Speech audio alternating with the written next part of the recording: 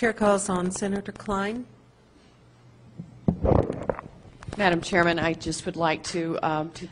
Senator Klein, please Do I have stand. to stand? Okay, sorry. I'm trying to read something.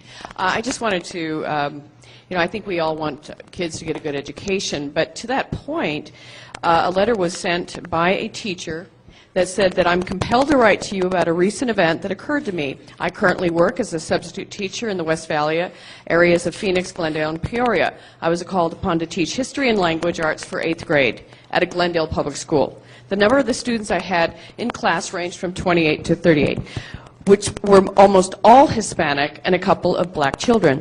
The day started out as usual, turning on the television, listening and watching the announcements and saying the Pledge of Allegiance. During the pledge, I noticed the vast majority of the students refusing to stand and say the pledge.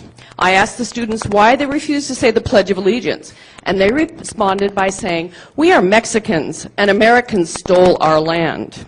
The teacher's instructions were for the students to read a few pages and answer the questions regarding Mark Twain in their history textbook, and to finish their final drafts to Senator Steve Gallardo, thanking him for his position on illegal immigration rights. Their teacher apparently had showed them a video with Senator Gallardo and Lou Dobbs. Most of the students came unprepared for class, not possessing paper and pencil. I provided the students with paper and pencils, only to have them wad up the paper and throw it at each other along with their pencils. The students' final drafts that I read were basically the same. Most of them stated they were in the country illegally, white Americans are racist, and they came here for a better life. I asked the class if America adopted Mexico immigration laws, would Americans still be considered racist? That question they could not answer, and called me a racist for asking it. I mentioned that my wife and children are Hispanic, so how could I be racist?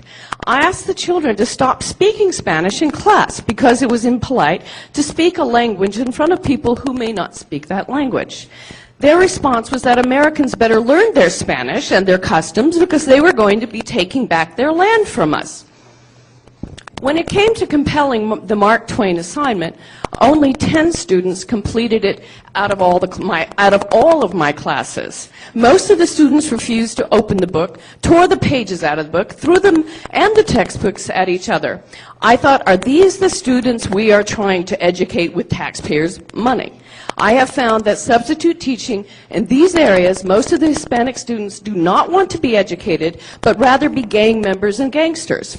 They hate America and are determined to reclaim this area for Mexico. You have 10 seconds. If we are able to remove illegals out of our schools, then the class sizes would be reduced, and the students who wanted to learn would have a better chance to do so and become productive citizens.